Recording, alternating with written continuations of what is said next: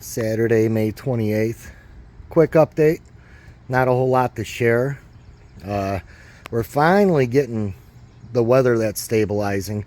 Not too hot, meaning in the 90s. Not too cold, because last week we were dropping in the 50s. And it's just starting to level out. So we haven't had a whole lot of growth. We've definitely had some growth. I've had to add a wrap or two on that one and those three. But these two right here seem to be the ones that are kind of lacking. So hopefully this week will be the week everything picks up. Plus, with all that rain last week, you know, I fertilized them, and you know that the torrential rains just drained all that fertilizer out. So I hit them up really good, fertilized them about 10 o'clock in the morning.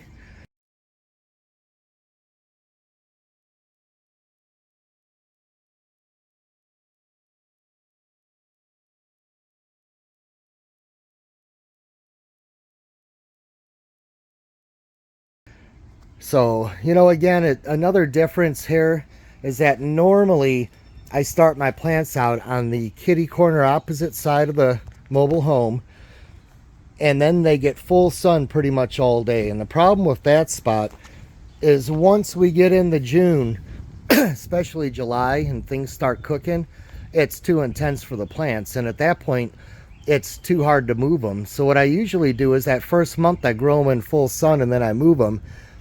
But I knew if I did that, I would have had trellis issues when I moved them. I probably should have just done that. And next year I may try doing that. But, you know, by being in the shade, they don't get full sun. So you can see kind of, we got this canopy around us. Well, the sun's right there right now. It's best when the sun hits on that angle. I forget what time of day that is. But they're coming along.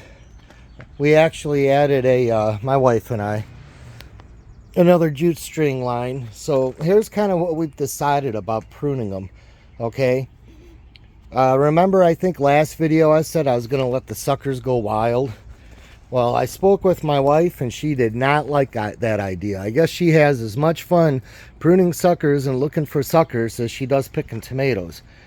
So we're going to prune them. The only difference is we're going to let each one split once, like a V, so it's kind of like having 2 plants per pot. So let's see, we're probably up about 3.5 feet on these larger plants. And let me remind you, that's planted to the bottom, adding soil as they grew. Otherwise they would have been taller, probably a foot taller, close to it. Just really wanting that Cherokee purple to take off.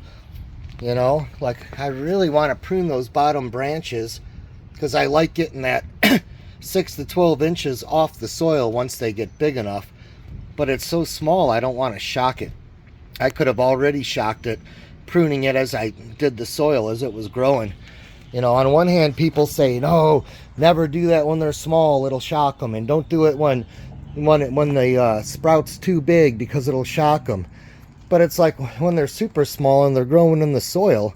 I mean, unless if you just cover up the soil and let everything rot out the leaf, and then I think you'd have a more continuous path for disease. But beans, we had a nice day and they sprouted, okay? And sorry about the sketchy sunlight right now.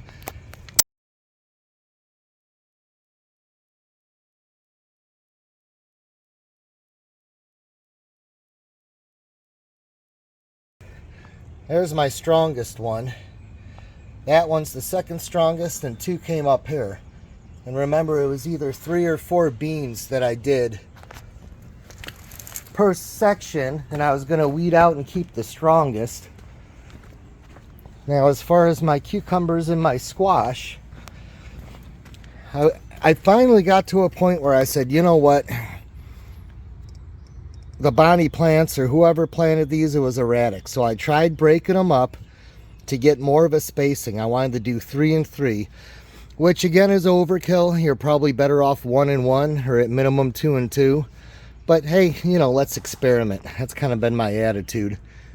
I have just as much fun growing them as I do eating them. So, but at any rate, this one didn't take, and I thought I had enough of a root ball but I transplanted it, basically took a spoon, kind of cut through, and was able to move it over and backfill the soil. And within about 20 minutes, it just went limp. It was laying there, the leaves shriveled up. My wife pruned some of the dead leaves off, but as of this morning, it's got enough strength that pulled itself back up. So I think it's going to pull out, probably be a little stunted, but they're coming along. As you can tell, I already got a little jute string to help start guiding these. Got to wait a little longer on there. And then also what I did, I never bring this up, but this is usually my weed garden, because it's actually neat to see all the variants of weeds that I can grow.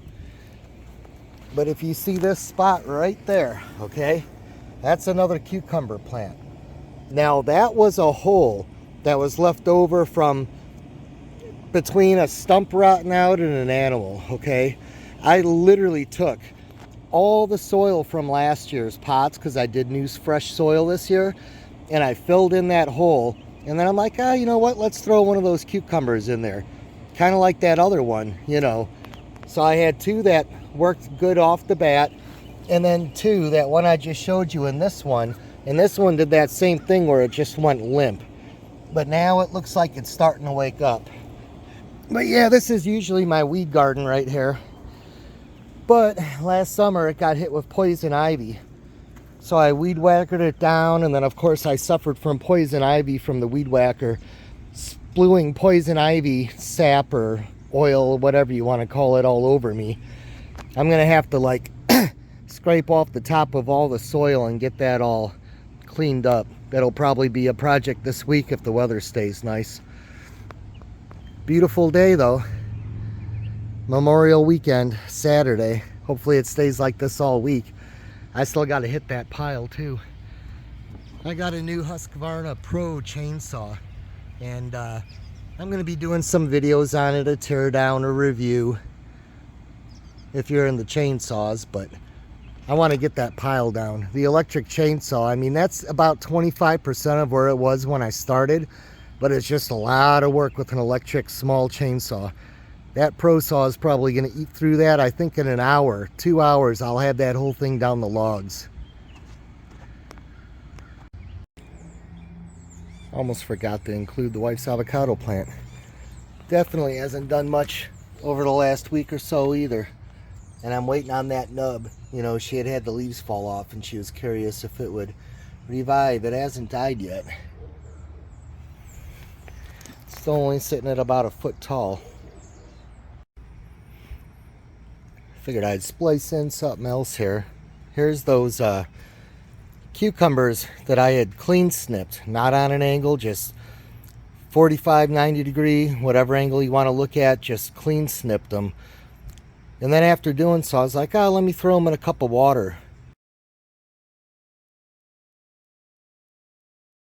And that was on this date. And then today's date, they're alive, they're thriving, and most of them have started a new root system. And that wasn't special water, that was with chloramine still in the water, no, root promoter or anything.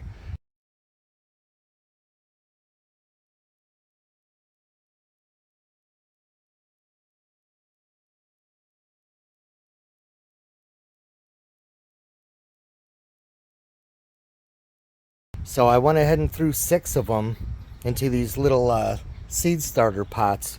That way I have a backup so that that difficult one doesn't pull through. Plus, I don't know, maybe we'll take the weed garden and just put a bunch of cucumbers in there. Let's see. It's like it's a living plant. I hate to not do anything with them. It's my fault planting so late in the season that I couldn't have just started my own from seeds, but we'll see what happens.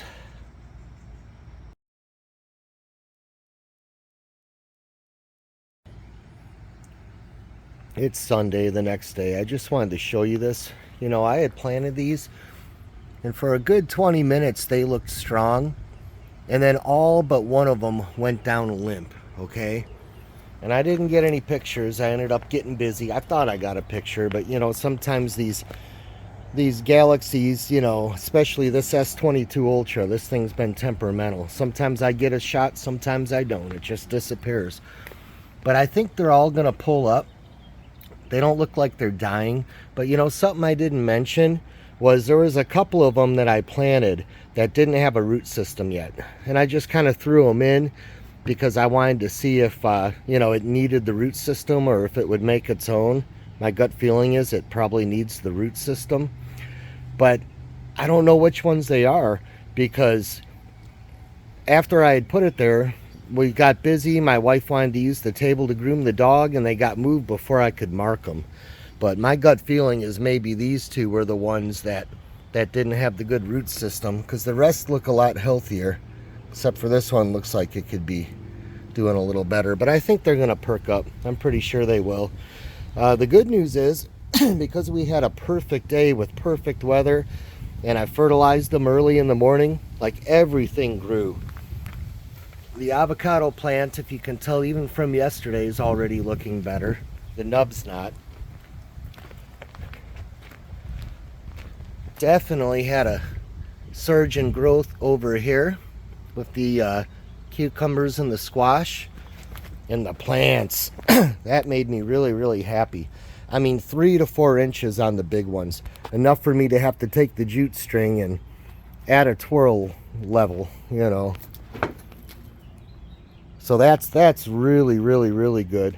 And then especially now the beans are responding. You know, beans should be responding really, really fast. Let's see if I can keep my shadow out of the picture here. You can tell the sun's starting to come in. But yeah, they're definitely doing a lot better now.